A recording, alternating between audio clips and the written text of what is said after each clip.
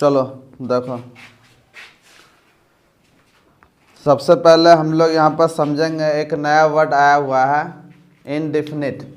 आया ना? बोलो, तुम लोग भी बोलो।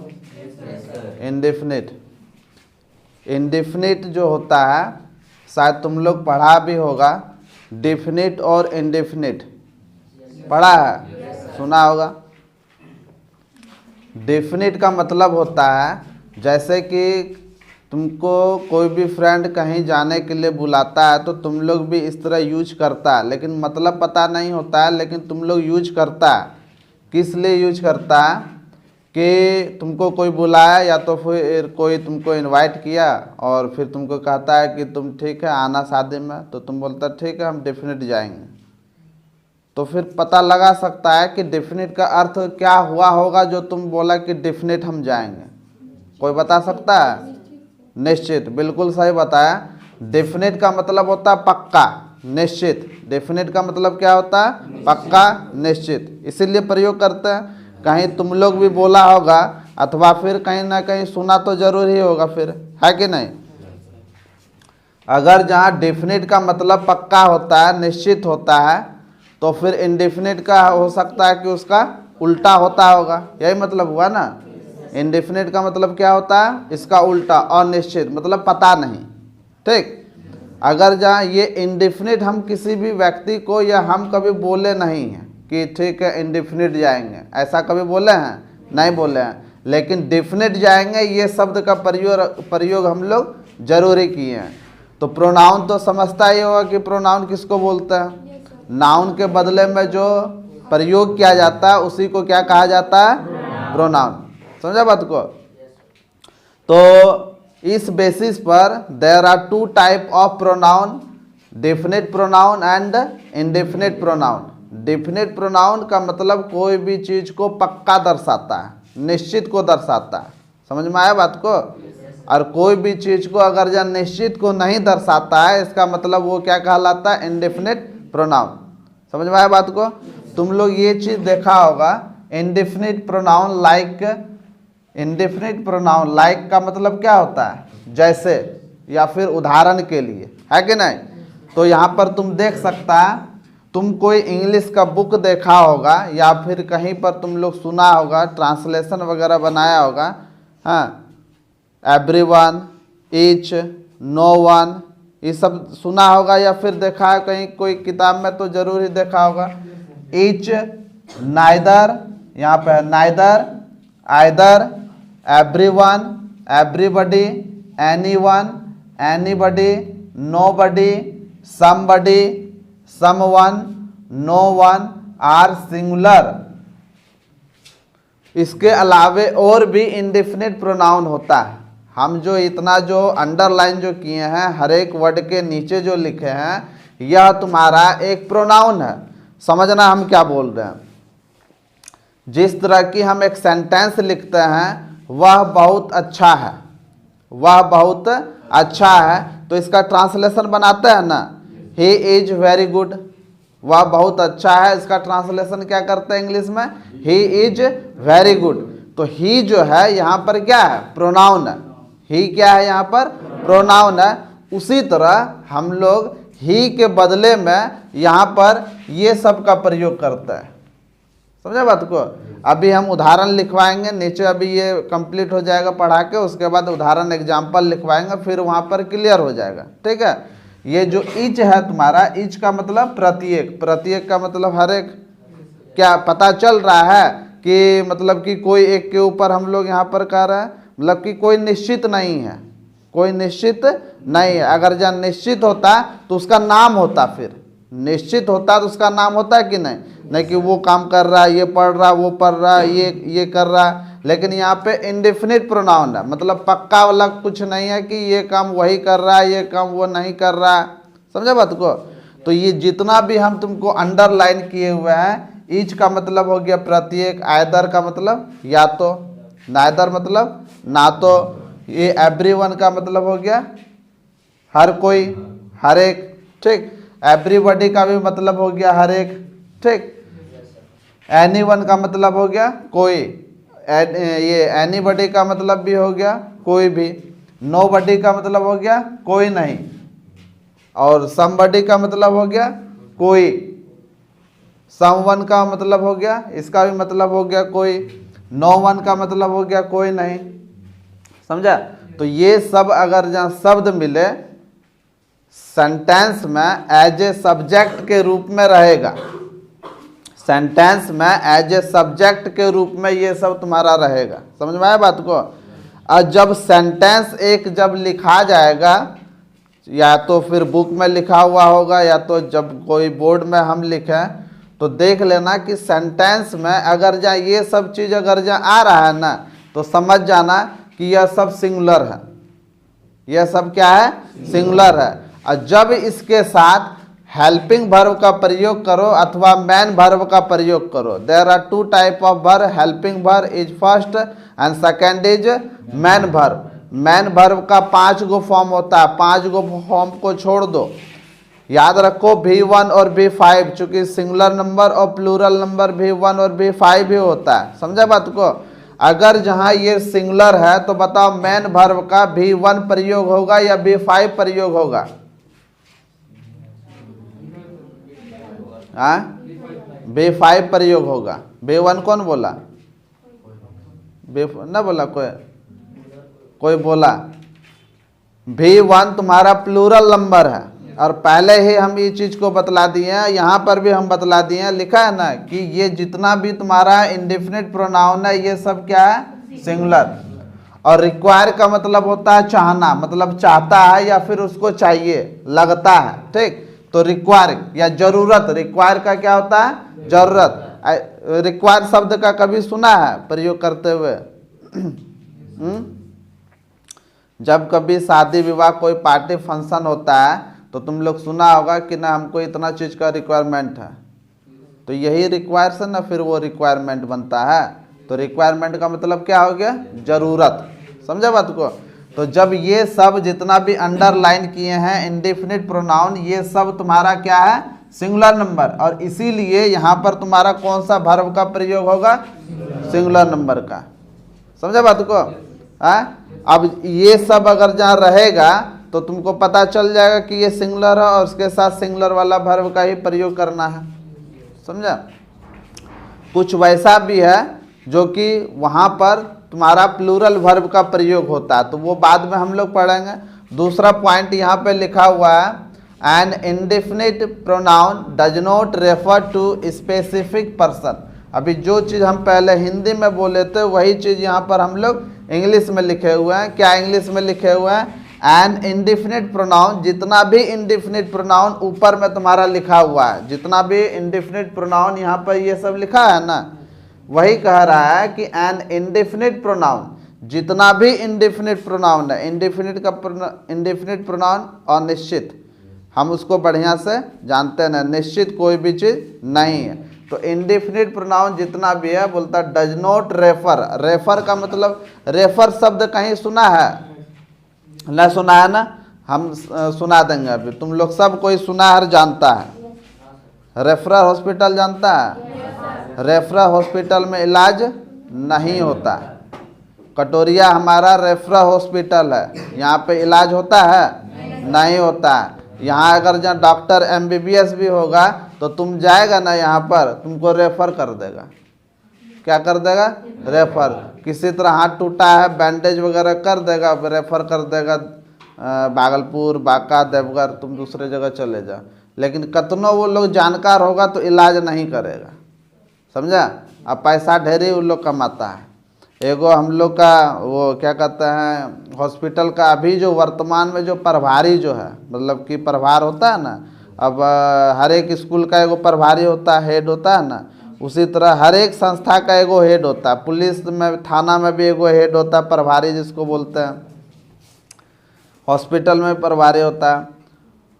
उसके घर में 4 से 5 लाख रुपया खाली महीना जाता है।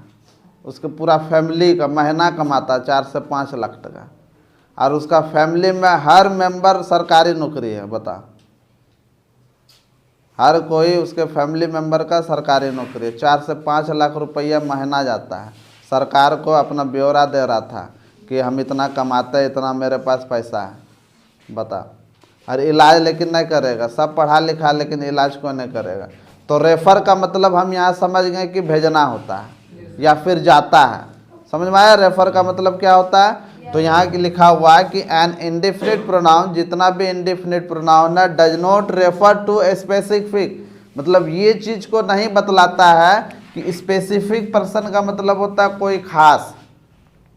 स्पेसिफिक पर्सन का मतलब क्या होता है? कोई खास या व्यक्तिगत या फिर निजी, ना तो किसी निजी व्यक्ति के बारे में बतलाया जाता है। ये जो जितना भी तुम्हारा इंडेफिनिट प्रोनाउन है, समझेगा, जितना भी इंडेफिनिट प्रोनाउन है ये तुम्हारा स्पेसिफिक पर्सन के बारे में नहीं बतलाता है। स्पेसिफिक पर्सन का मतलब होता है तुम्हारे बारे में, तुम्हारे बारे में, तुम्हारे बारे में, किसी भी एक व्यक्ति के बारे में ये नहीं बोलता है। जब जैसे किसी भी सेंटेंस में तुम ये सब्जेक्ट के रूप में ये जो प्रयोग करेगा इंडेफिनिट प्रोनाउन, ये किसी एक व्यक्ति के बारे में नहीं बतलाता है। समझ में आया बात को? ये सबको लेकर चलता है। इसीलिए हमको ये चीज़ हम कह सकते हैं, हमको पता ही नहीं चलता है कि क्या कह रहा है। समझा? किसी एक व्यक्ति के बारे में ना तो किसी एक व्यक्ति के बारे में, ना तो किसी एक वस्तु के बारे में, और ना तो किसी एक अमाउंट, मतलब क्या होता है? मात्रा। अमाउंट का मतलब क्या होता है? मात्रा। ना तो किसी एक मात्रा के बारे में इंडेफिनिट प्रोनाउन बतलाता है। समझ में आया बात को? चलो, इट इज अनसर्टेन और नॉट डेफिनिट। अगर जहाँ कोई भी चीज डेफिनिट नहीं है, अगर जहाँ कोई भी चीज डेफिनिट नहीं है, हम तुम लोग को जैसे पहले बतलाया था कि डेफिनिट का मतलब होता है पक्का और इंडेफिनिट का मतलब होता है पक्का नहीं। समझ में आया बात को? तो हम इस तरह भी कह सकते हैं कि इंडेफिनिट जो होता है equal to not definite. Indefinite equal to क्या होता है? नॉट डेफिनिट, मतलब पक्का नहीं। समझा? और डेफिनिट का मतलब हो गया पक्का, और इंडेफिनिट का मतलब हो गया नॉट डेफिनिट। नॉट वो एक ही चीज हो गया, हम घुरा के दूसरे तरफ से हम बोल रहे हैं। हंसी आ रहा ना? आई डोंट नो, समझ में आया बात को? सर्टेन का मतलब होता है निश्चित, इसका भी मतलब वही चीज होता है। सर्टेन का भी मतलब क्या होता है? निश्चित। और अनसर्टेन का मतलब होता है अनिश्चित। समझ रहे बात को? सर्टेन का मतलब हो गया निश्चित और अनसर्टेन का मतलब हो गया अनिश्चित। समझा? अनिश्चित का मतलब हो गया कि किसी भी एक व्यक्ति के बारे में कुछ भी चीज नहीं कहना, या तो किसी भी कोई वस्तु, कोई एक वस्तु के बारे में कोई भी चीज नहीं कहना। समझ में आया बात को? ठीक, अब इसका हम लोग एग्जाम्पल्स को देखते हैं और नीचे एग्जाम्पल्स लिखते हैं। ठीक है,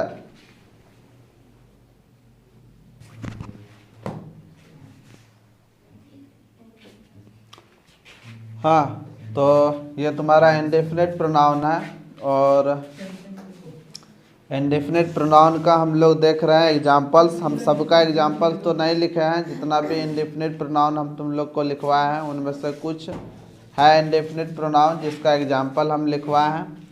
यहाँ पर जैसे तुम लोग देख सकता है कि इंडेफिनिट प्रोनाउन एवरीवन। एवरीवन का मतलब क्या हो गया? हर एक कोई या अथवा प्रत्येक। ठीक, तो एवरीवन हैज डन। यहाँ पर देख सकता है, पिछले दिन हम तुम लोग को बतलाया था कि एवरीवन के बाद में तुम लोग क्या चीज़ का प्रयोग करेगा? एवरीवन एक सब्जेक्ट है, इंडेफिनिट प्रोनाउन एक सब्जेक्ट है, इसके बाद जो वर्ब का प्रयोग करेगा। तुम लिख रहे हो क्या लड़के? हाँ, हो गया लिखा हुआ? दो सुन लो, उसके बाद में लिख लेना। इंडेफिनिट प्रोनाउन जो है तुम्हारा एक सब्जेक्ट के तरह काम करता है। इंडेफिनिट प्रोनाउन किसके तरह काम करता है? सब्जेक्ट। अगर जहाँ किसी को कोई डाउट है सब्जेक्ट में, वर्ब में, ऑब्जेक्ट में, अदर ऑब्जेक्ट में, तो वो पूछ सकता है, हम बतला देंगे, ना तो फिर हम पूछ लेंगे। तुम समझते हैं सब्जेक्ट क्या होता है? हाँ बोलो, खड़ा।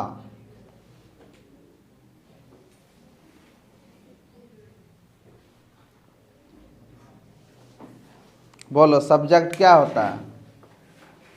खड़ा हो। बोलो सब्जेक्ट क्या होता है?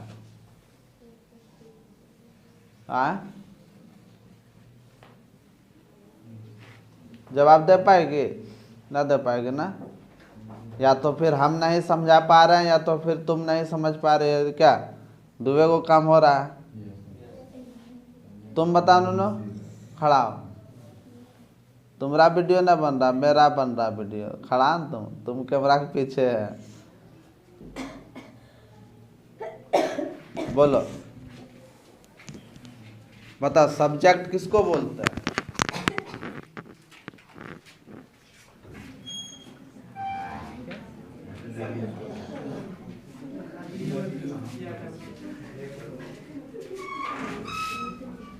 सब्जेक्ट किसको बोलते हैं बता? बोलो सब्जेक्ट किसको बोलते हैं? बोलो सब्जेक्ट किसको बोलते हैं? तुम बताओ, खड़ा। खाली इंग्लिश लिख देने से नहीं होता है कि हम इंग्लिश पढ़ाते हैं ना, और तुम भी लिख के चले जाएगा, घर में देखेगा ना इंग्लिश पढ़ के आ जाया, समझा?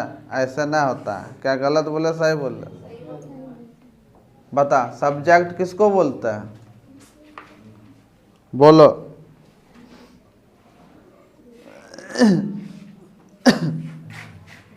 बोलो सब्जेक्ट किसको बोलते हैं?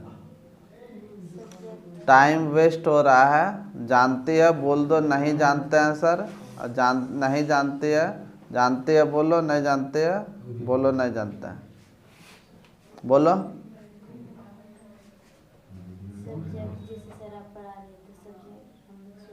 हम नहीं समझे, हम मास्टर है ना। तुम बोलेगा सर हम नहीं समझे तो हम समझाएंगे तुमको। तो हम नहीं समझे तो हमको और दूसरे तरीक़ा से समझा सकते हैं।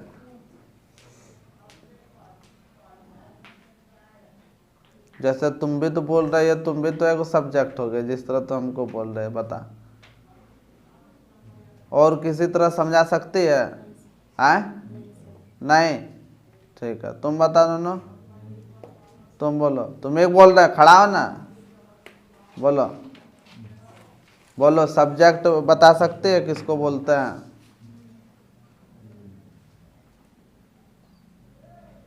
बोलो हाँ है ना। हेलो माइक लगी।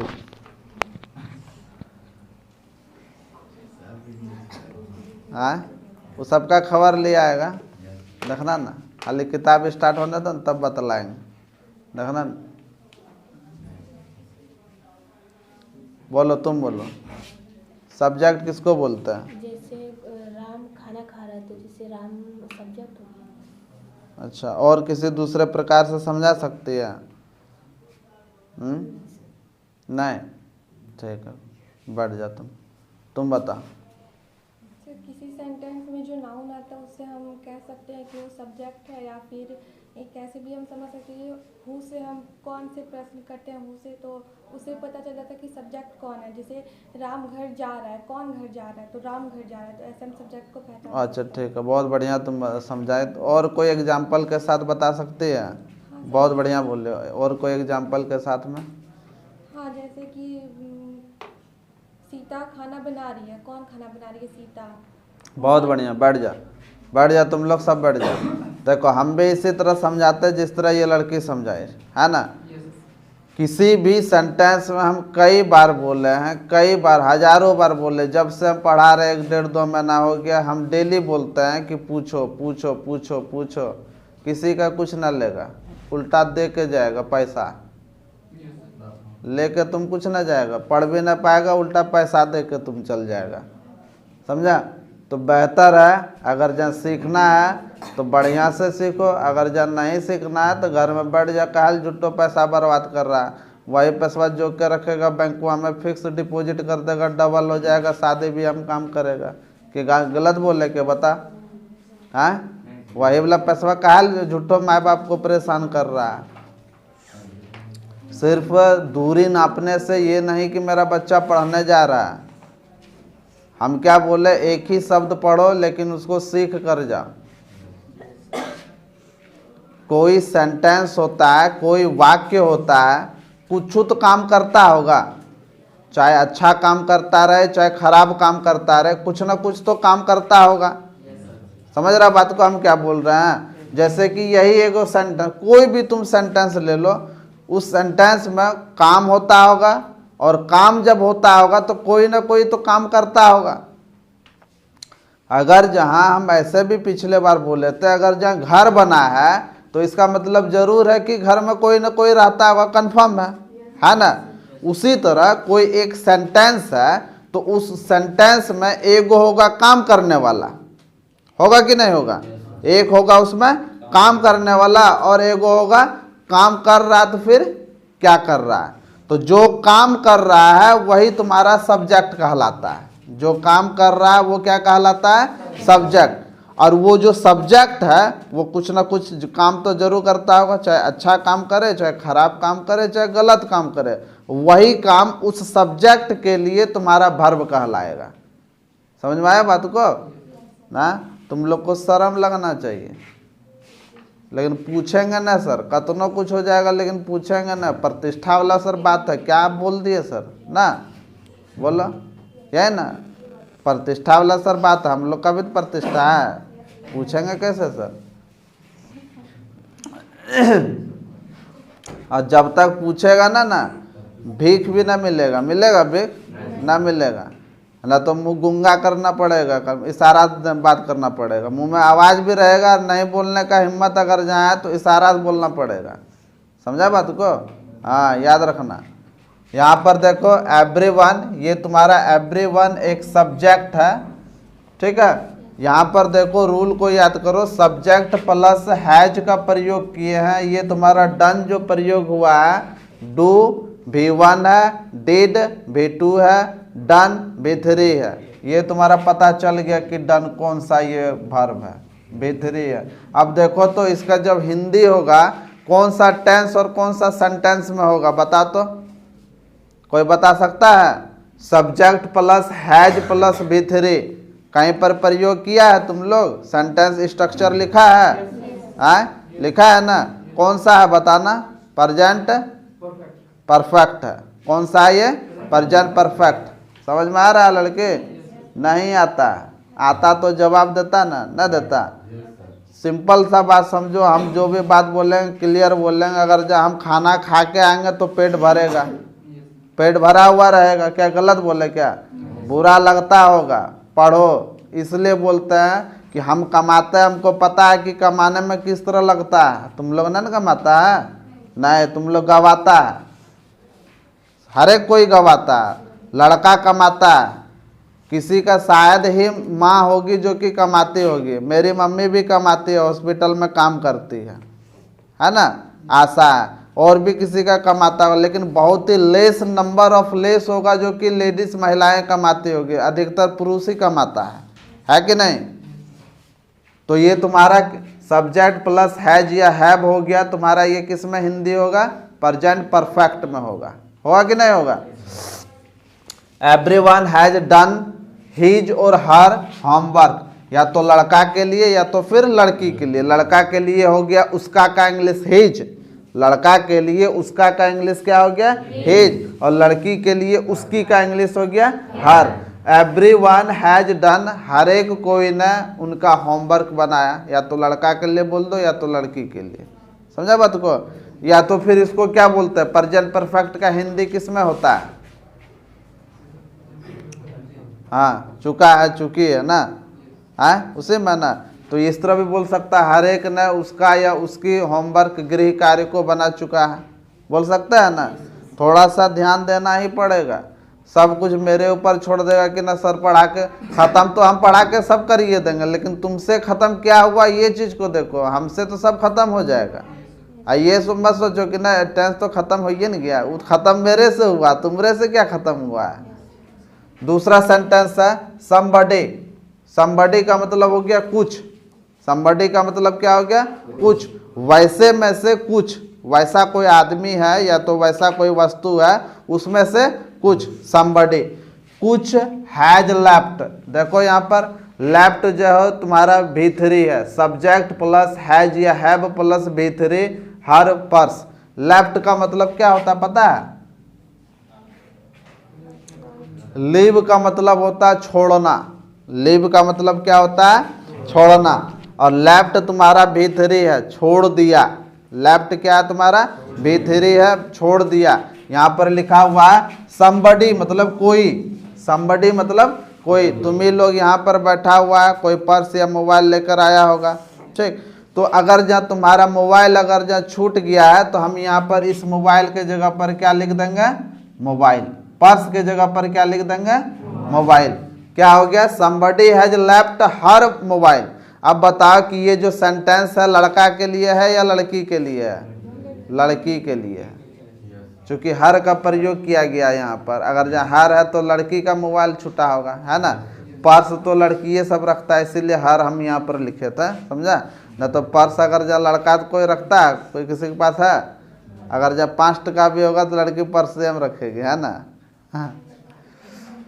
somebody किसी ने हैज लेफ्ट हर पर्स, किसी ने अपना पर्स छोड़ दिया है या छोड़ चुका है, समझा बात को। ये somebody जो है तुम्हारा डेफिनिट इंडेफिनिट ना, कौन सा है? इंडेफिनिट प्रोनाउन है, इसीलिए ये सिंगुलर नंबर है, इसीलिए सिंगुलर वर्ब का प्रयोग किया गया। अगर जब मैन वर्ब का प्रयोग अगर जब करेंगे तो कर दो। Everyone lives, everyone plays, everyone laughs, everyone cries. कोई भी तुम वर्ब का प्रयोग कर दो B5 का, वो हिंदी हो जाएगा, सही होगा वो तुम्हारा, समझा बात को। दूसरा आइदर ऑफ द वन, इनमें से कोई, इनमें से कोई। आइदर ऑफ द वन, इनमें से कोई एक हो, समझा। तुम गया मम्मी पापा के साथ में मार्केट, कहाँ गया? मार्केट गया, कपड़ा खरीदने के लिए बोला तो, लेकिन तुमको मम्मी या पापा क्या बोल दिया? Either of the one, either of the one is good for me, या फिर यू। मी तो नहीं बोलेगी, अपने लिए नहीं है ना खरीद रही है, बोले तुम्हारे लिए तो यू फिर बोलेगा।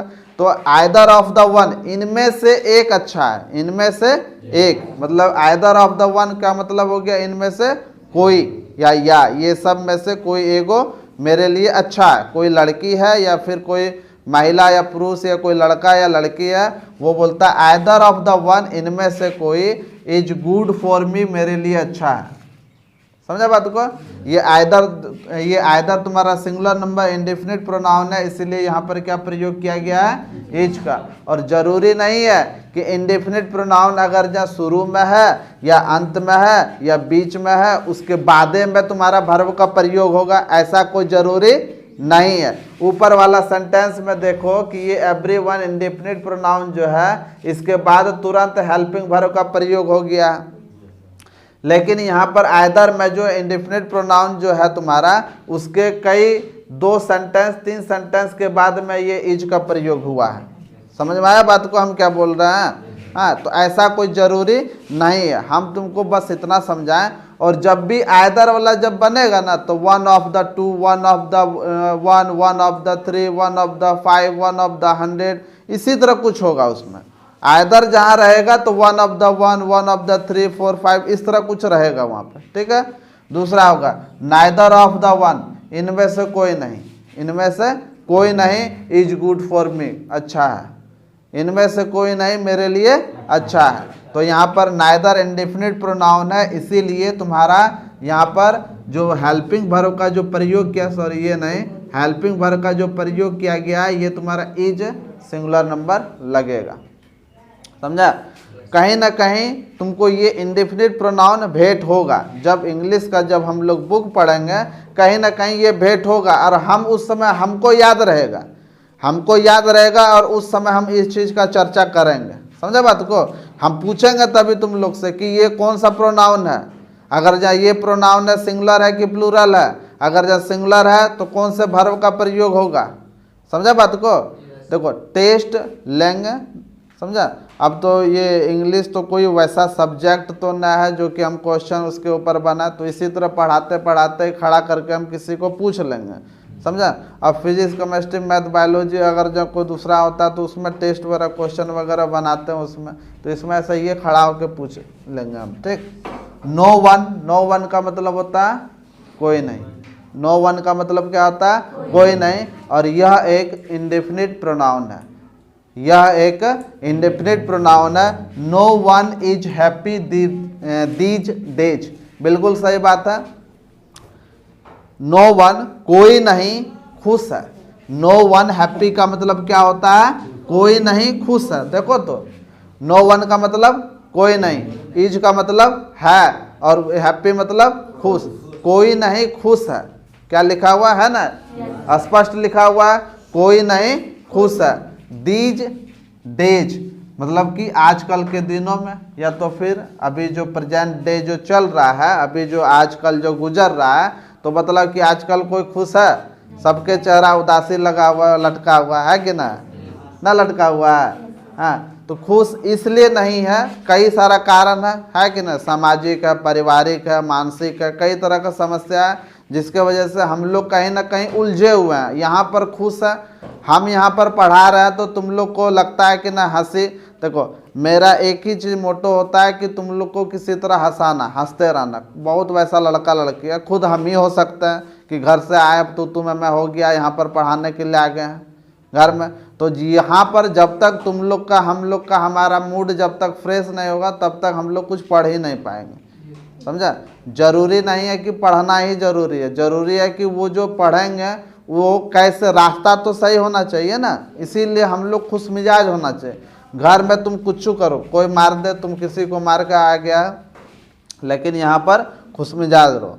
यहाँ पर तुमको कोई कुछ नहीं कर सकता है। तो करेगा कौन? घरे वाला कुछ कहेगा कि ना उसको बुला, बाहर निकालो, मारेंगे, कोई कुछ नहीं कर सकता। हाँ, no one is happy these days, कोई नहीं आजकल के दिनों में खुश है। समझा बात को? हम कैसे हिंदी से इंग्लिश करने के लिए सीखे, इंग्लिश से हिंदी, हिंदी से इंग्लिश कैसे सीखे? कि तुम लोग को जिस तरह हम बतला रहे हैं कि हमको कोई बतलाया है, हम कसम खाते हैं, क्रिया खाते हैं हम किसका? तुम लोग कहेगा कि नहीं होती सर आपको कोई बतलाया होगा इस तरह। हमको कोई नहीं बतलाया है, कोई नहीं बतलाया, हम खुद ही प्रैक्टिस किए और खुद ही हम इस तरह सीखे। सिर्फ किन्हीं से क्लू लिए। क्लू का मतलब समझ रहा है ना? इशारा ना होता है, कमाने का जरिया एगो बना, उससे बहुत पैसा कमा लिया। तो उसी तरह हम थोड़ा सा पढ़े, क्लू देखें कि किस तरह किया जाता है, उसके बाद खुद ब खुद हम इस तरह हम पढ़ाने लगे, हिंदी से इंग्लिश, इंग्लिश से हिंदी। यही तो तुम लोग को क्या चाहिए, क्या कि हिंदी से इंग्लिश, इंग्लिश से हिंदी। यही सर को बड़ा दिक्कत है, कोई गांव घर में पूछ देता है तो बड़ा दिक्कत हो जाता है। विषय कोई ना पूछता है विषय कि वो वाला क्वेश्चन बताना क्या होगा, ये वाला क्या होगा। ठीक, तो हम बहुत ही अच्छा और बेहतरीन ढंग से अगर जब तुम लोग को अगर जब कभी पढ़ा होगा इंग्लिश ना, हम बहुत ही अच्छा तरीका से बतलाएंगे। सब का सब बात जो लिखा हुआ है किताब में, सब गलत बात लिखा हुआ है। किताब में जो अभी मोटका जो बुक है ना, बुक इंग्लिश का, सब बात गलत लिखा हुआ हम तुमको दिखलाएंगे ना। तो तुम ही लोग बतलाना, उसका जज करना कि सही हम बोलते हैं या फिर गलत बोलते हैं। समझा? इसको कंप्लीट कर लेते हैं। ठीक, तुम लोग तब तक में बुक खरीद लो, बहुत ही अच्छा रहेगा। इसलिए बुक खरीद लेगा, अच्छा रहेगा। हम पढ़ा रहे हैं, अब तो इतना तो जरूर है कि जो बुक में पेंसिल एगो रखना, कि बुक में जो इंग्लिश है उसका हिंदी तो आप बिना देखे लिख सकता, बोल देंगे तो हिंदी वहाँ पर लिख देगा। और ऐसे नहीं बुक नहीं रहेगा तो इंग्लिश लिखो, इंग्लिश का फिर हिंदी लिखो। 35 टका में बुक देता है, और नहीं तो पैसा तुम लोग कल जमा करो, तुम लोग को यहीं पर खरीद के ला देंगे। या तो खरीद लो, कोई एक लड़का लड़की, तुम लोग कौन कौन बुक खरीदा? सब खरीद लिया है? कौन नहीं खरीदा हाथ खड़ा करो। तुम लोग सब खरीद लिया? ठीक है, अभी बुक न ला, अभी ये खत्म। 1 2 3 जितना हाथ खड़ा किया लड़की, कलकिन पैसा लेता है। क्या टका दाम है रे? कितना में खरीदे? 48 रुपया। 60 रुपया लेके लाएगी, 60 रुपया लाएगी। क्या रुपया? 60 रुपया कल पैसा लेकर आएगी। किताब के लिए 60 रुपया कल पैसा लेकर आएगा। समझ गया बात को? और हमको देगा, हम लड़का लोग को दे देंगे, वो खरीद के लेता आएगा। लड़का लोग तुम लोग भी, समझा? या तो खुद जाके खरीदो या तो फिर किन्हीं से मंगवा, किताब खरीदो। हमको किताब का कोई ज़रूरत नहीं, न तो तुम लोग को ज़रूरत लगने। साइंस का विद्यार्थी होता तो पार जाता, समझा ना? चलो ठीक है।